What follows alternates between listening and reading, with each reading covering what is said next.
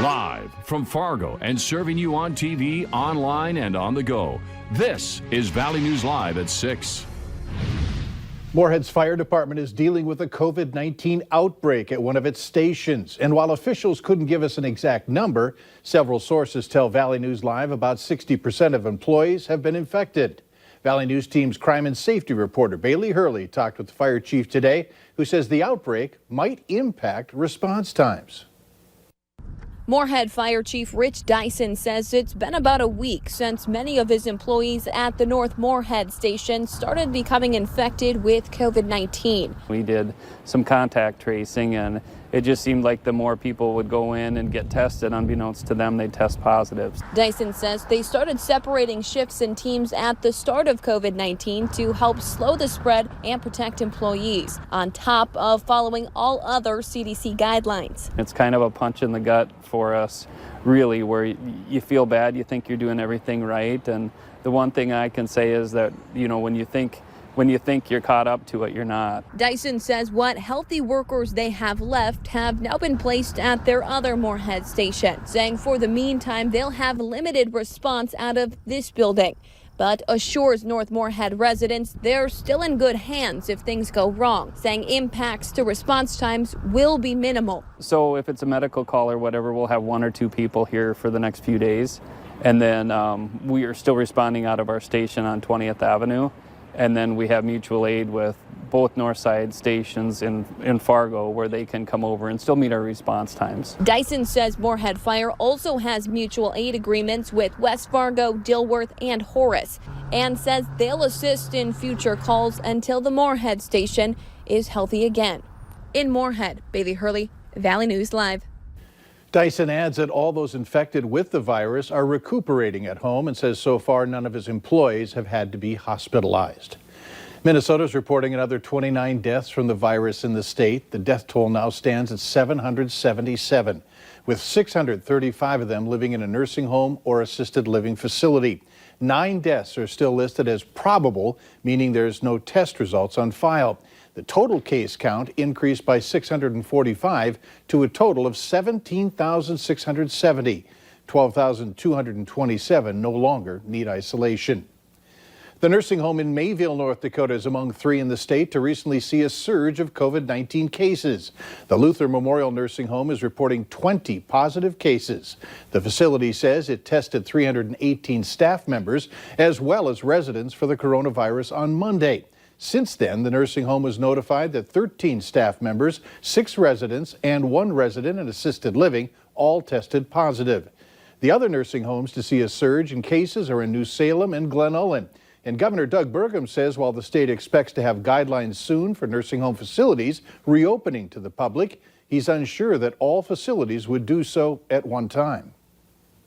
I mean, it's helpful that now we have the data from testing all the nursing homes. We've got a better baseline with which to begin, but I'd say this is a cautionary note from the 3 in 1 day, and Mayville, Glen Ullin, and New Salem, all 3 communities that had little presence before end up with having a large number of cases in a single day.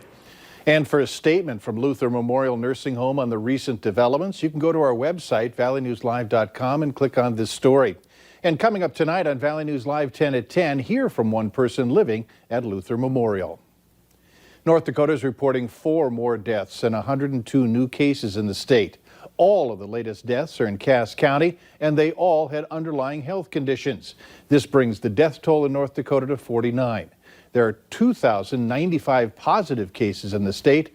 1,302 people have recovered.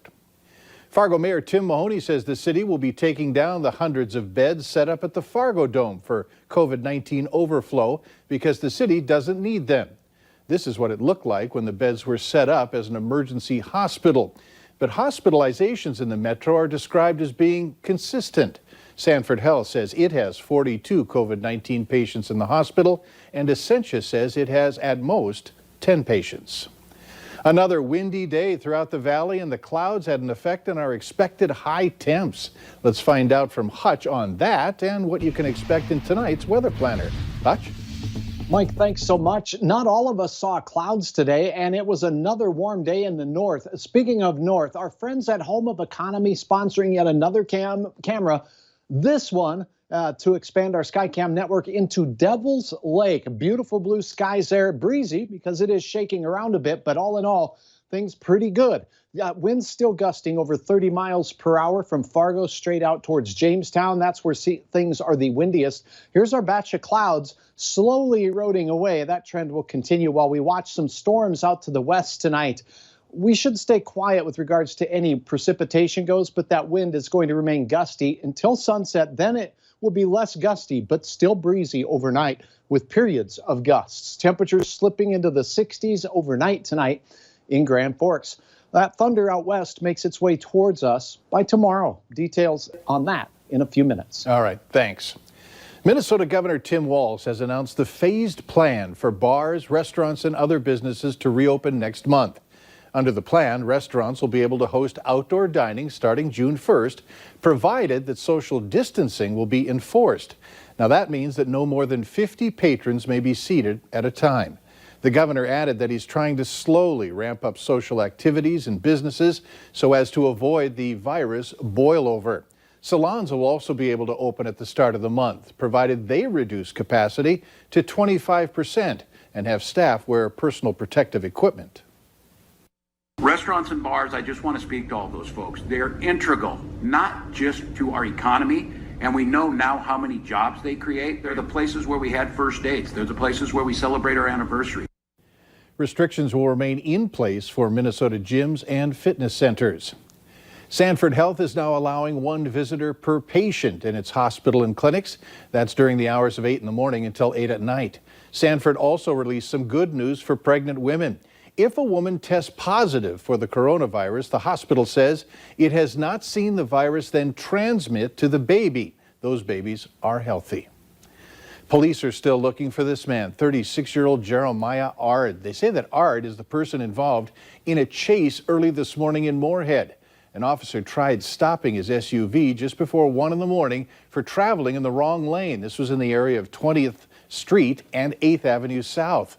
Ard led police on a high-speed chase, eventually cutting through a private lawn. That chase was later called off due to Ard's driving behavior. That's when Fargo officers later found Ard's unintended vehicle at the end of a cul-de-sac. He was not found, though. Call law enforcement if you have any information on his whereabouts. One of the general contractors on the Block 9 project in downtown Fargo has confirmed that one of the subcontractors on the project tested positive for COVID-19. And out of caution for the health of all personnel working on Block 9, the field office and most of the job site will be closed until Tuesday, May 26th. This is to allow for a natural disinfection of the site. The CDC has released detailed guidelines on how to safely reopen the country.